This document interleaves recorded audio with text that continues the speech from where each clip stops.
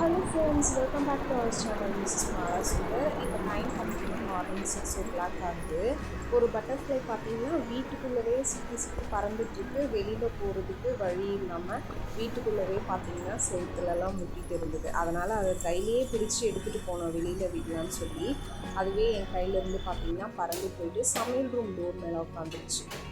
திரும்பவும் சமையல் ரூம்குள்ளே போய் மாட்டிக்கிச்சுன்னா வெளியில் வரதுக்கு தெரியாமல் செவுத்துலேயே முட்டிகிட்டு இருக்கோம் அப்படின்னு சொல்லிட்டு அப்படியே கதவை லைட்டாக சாத்திட்டு டச் பண்ணேன். அது பார்த்திங்கன்னா வெளியில் பறந்து போயிடுச்சு. இப்போ மார்னிங் பார்த்திங்கன்னா ஆஃப்டர்நூன் லஞ்சு பிரேக்ஃபாஸ்ட்டு எல்லாமே சமைக்கிறதுக்கு வந்து ஸ்டார்ட் பண்ணியாச்சு. இன்றைக்கி மார்னிங் பிரேக்ஃபாஸ்ட்டுக்கு பார்த்திங்கன்னா உருளைக்கிழங்கு சப்ஜி ப்ளஸ் பூரி இதுதான் வந்து ரெடி பண்ண போகிறேன். ஆஃப்டர்நூன் பிரேக்ஃபாஸ்ட்டுக்கு பார்த்திங்கன்னா ஒயிட் ரைஸ், வாழைத்தண்டு பொரியல், கீரை குழம்பு இதுதான் வந்து ரெடி பண்ண போகிறேன். ஆஃப்டர்நூன் லஞ்சுக்கு பார்த்தீங்கன்னா ஒரு சைடில் குண்டாவில் தண்ணி ஊற்றி வச்சுருக்கேன் ரைஸ் வந்து வடிக்கிறதுக்காக. இன்னொரு சைடு ப்ரெஷர் குக்கரில் பார்த்தீங்கன்னா உருளைக்கிழங்கு சப்ஜி பண்ணுறதுக்கு உருளைக்கிழங்கு வந்து கட் பண்ணி வேக வச்சுருக்கேன்.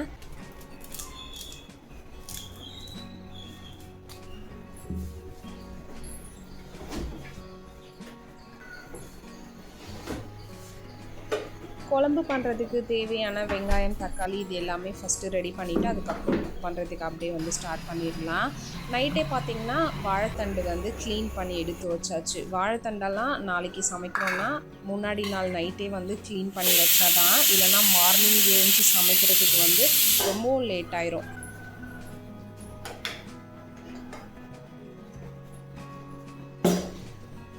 வெங்காயம்லாம் கட் பண்ணி எடுக்கிறதுக்குள்ளேயுமே பார்த்திங்கன்னா உருளைக்கிழங்கு வந்து 3 விசில் வந்துருச்சு. கேஸ் ஆஃப் பண்ணிவிட்டு குக்கர் பார்த்திங்கன்னா கீழே இறக்கி வச்சாச்சு.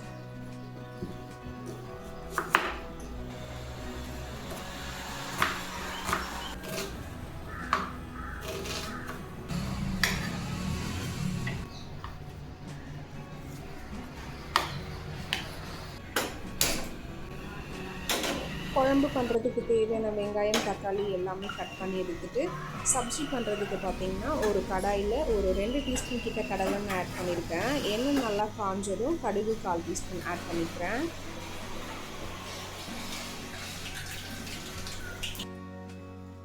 கடுகு பார்த்திங்கன்னா நல்லா பொரிஞ்சிருச்சு. 1 டீஸ்பூன் கிட்ட கடலைப்பருப்பு சேர்த்து நல்லா கோல்டன் ப்ரௌன் கலரில் வந்த பிறகு சோம்பு ஒரு 1/2 டீஸ்பூன் கிட்ட ஆட் பண்ணிக்கிறேன். சோம்பு நல்லா பொரிஞ்ச பிறகு நம்ம கட் பண்ணி வச்சுருக்க பூண்டு சேர்த்துட்டு நல்லா கோல்டன் ப்ரௌன் கலரில் வந்ததுக்கு பிறகு கட் பண்ணி வச்சுருக்க ஒரு 2 பச்சை மிளகாய் ஆட் பண்ணிவிட்டு ஒரு கொத்து கருவேப்பிலை, ஒரு பெரிய வெங்காயம் குட்டி குட்டியாக சாப் பண்ணி வச்சுருந்தேன். இது எல்லாத்தையும் சேர்த்து நல்லா சாட்டே பண்ணிக்கலாம்.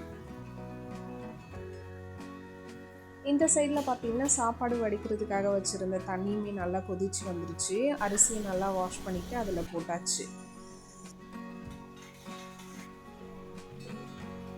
வெங்காயம் பார்த்திங்கன்னா நல்லா சாட்டே ஆயிடுச்சு. கட் பண்ணி வச்சுருந்த ஒரு தக்காளியை சேர்த்துட்டு கொஞ்சமாக மஞ்சள் தூள், தேவையான அளவு உப்பு சேர்த்து நல்லா சாட்டே பண்ணிக்கலாம். தக்காளி சேர்த்துட்டு உடனே மஞ்சள் தூள், உப்பு சேர்த்திங்கன்னா தக்காளி நல்லா குழஞ்சி வதங்கி வரும். அதில் இருக்க தண்ணி எல்லாமே நல்லா பிரிஞ்சு வந்துடும்.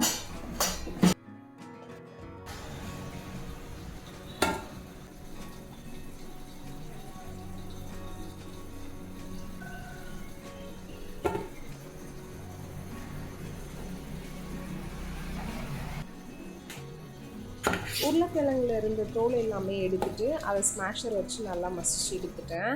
இந்த சைடில் பார்த்தீங்கன்னா வெங்காயம், தக்காளி எல்லாமே நல்லா வதங்கி வந்துருச்சு. இப்போ இதில் ஒரு 1/2 டீஸ்பூன் கிட்ட மிளகாய் தூள் சேர்த்து அதோட பச்சை வாசனை போகிற அளவுக்கு சாத்தி பண்ணிவிட்டு தேவையான அளவு தண்ணி சேர்த்து அது நல்லா கொதிச்சு வந்த பிறகு ஸ்மாஷ் பண்ணி வச்சுருக்க பொட்டேட்டோவை அதில் ஆட் பண்ணிக்கலாம்.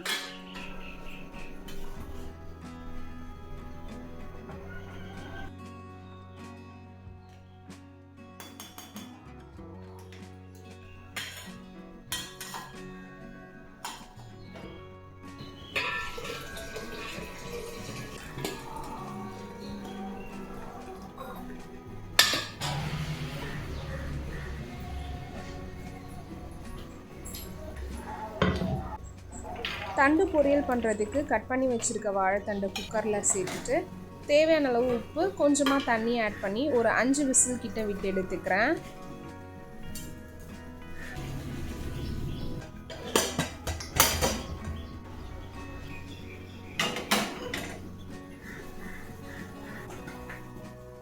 சப்ஜி பண்ணுறதுக்காக வச்சுருந்த மசாலா தண்ணி பார்த்திங்கன்னா நல்லா கொதிச்சு வந்துருச்சு. இந்த ஸ்டேஜில் ஆல்ரெடி ஸ்மாஷ் பண்ணி வச்சுருக்க பொட்டேட்டோவை ஆட் பண்ணி நல்லா மிக்ஸ் பண்ணிவிட்டு ஒரு 5 மினிட்ஸ் வந்து பாயில் பண்ணி எடுத்துக்கலாம்.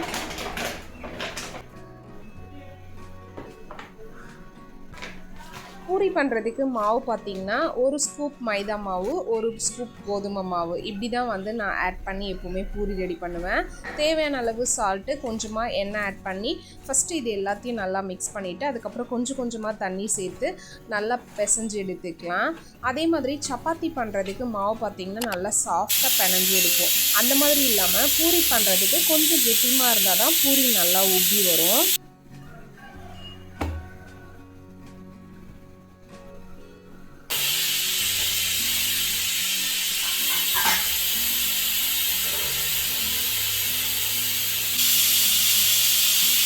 சப்ஜி பார்த்திங்கன்னா சூப்பராக ரெடி ஆயிடுச்சு. கொத்தமல்லி இலையை தூவிட்டு கேஸ் ஆஃப் பண்ணியாச்சு. இந்த சைடு வாழைத்தண்டுமே பார்த்திங்கன்னா 5 விசில் கிட்ட வந்துருச்சு.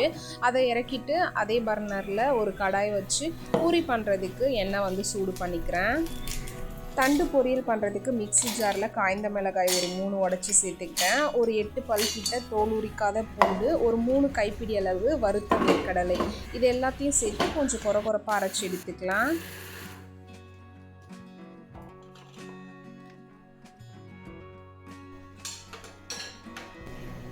இந்த தண்டு பண்ணுறதுக்கு கடாயில் ஒரு 4 டீஸ்பூன் கிட்ட கடலெண்ணெய், 1/4 டீஸ்பூன் கடுகு ஆட் பண்ணியிருக்கேன். கடுகு நல்லா பொரிஞ்சதும் கட் பண்ணி வச்சுருக்க பெரிய வெங்காயம் 1, காய்ந்த மிளகாய் ஒரு 3-4 காய்ந்த மிளகாய் கிள்ளி சேர்த்துக்கிட்டேன், ஒரு கொத்து கருவேப்பிலை இது எல்லாத்தையுமே சேர்த்து நல்லா கோல்டன் ப்ரௌன் கலரில் சாத்தியான பிறகு ஒரே ஒரு தக்காளி புளிப்பு சுவைக்காக சேர்த்தா போதும். அந்த தக்காளியும் நல்லா குழஞ்சி வந்த பிறகு ஆல்ரெடி வேக வச்சு எடுத்து வச்சுருக்க வாழைத்தண்டை இதில் ஆட் பண்ணி ஒரு நிமிஷம் கிட்ட நல்லா சாத்தே பண்ணிவிட்டு அரைச்சி வச்சுருக்க வேர்க்கடலை பொடியை இதில் ஆட் பண்ணிவிட்டு அதையும் நல்லா மிக்ஸ் பண்ணிவிட்டு ஒரு 5 மினிட்ஸ் கிட்ட மூடி போட்டு குக் பண்ணிவிட்டு கேஸ் ஆஃப் பண்ணிட்டிங்கன்னா சூப்பராக வாழைத்தண்டு பொரியலுமே பார்த்திங்கன்னா ரெடி ஆயிரும்.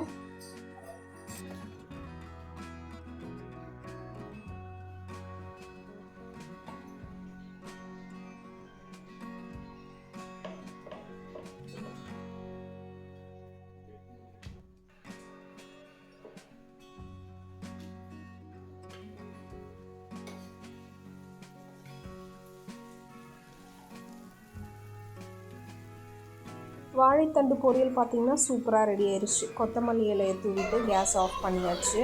இன்னொரு சைடில் பார்த்திங்கன்னா எண்ணெயுமே நல்லா காஞ்சிருச்சு. பூரியை வந்து போட்டு பொரிச்சு எடுக்க வேண்டியதான்.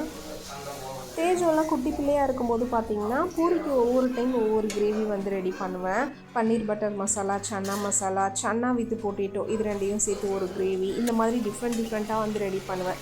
பட் தேஜு வந்து எப்போ வளர்ந்தாலோ அப்பத்துலேருந்து பார்த்திங்கன்னா அவளுக்கு வந்து பூரி உருளைக்கிழங்கு சப்ஜி இந்த காம்பினேஷன் தான் ரொம்பவும் பிடிச்சிருக்கு. இன்கேஸ் நம்ம மாற்றி ஏதாச்சும் பன்னீர் பட்டர் மசாலா அந்த மாதிரி செஞ்சாலுமே நான் உருளைக்கிழங்கு சப்ஜி தானே உன்னை செய்ய சொன்னேன், நீயே இதை செஞ்ச அப்படின்னு கேட்குறா.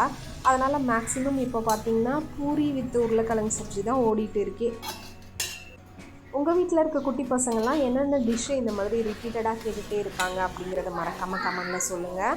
ஹஸ்பண்டோட லஞ்ச் பாக்ஸ்க்கு ஆஃப்டர்நூன் வந்து ஒயிட் ரைஸு, வாழைத்தண்டு பொரியல், கீரை குழம்பு இது எல்லாமே வந்து பேக் பண்ணியாச்சு. ரெடி டைம்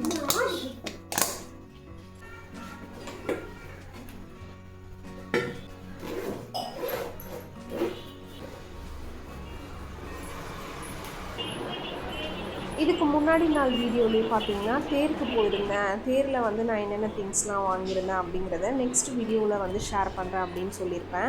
தேரில் பார்த்தீங்கன்னா ஒரு 4 ஐட்டம் மட்டும்தான் வாங்கினேன். ஆல்ரெடி பாப்பா வந்து கையில் ஒரு ஆப்பிள் ஸ்லேட் வந்து வச்சுருப்பா, அது வந்து வாங்கியிருந்தேன். அதுக்கப்புறம் பாப்பாவுக்காக பார்த்தீங்கன்னா இந்த ஒரு பட்டர்ஃப்ளை கேட்ச் கிளிப் வந்து குட்டி குட்டியாக இருக்கிற மாதிரி வாங்கியிருந்தேன்.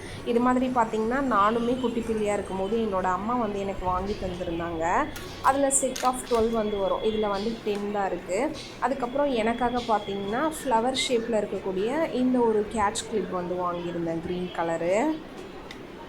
இதோட ப்ரைஸ் பார்த்தீங்கன்னா 30 ருபீஸ். பாப்பாவுக்காக குட்டி குட்டியாக வாங்கியிருந்தேன் அந்த கேட்ச் கிளிப்போட ப்ரைஸ் பார்த்தீங்கன்னா 20 ருபீஸு.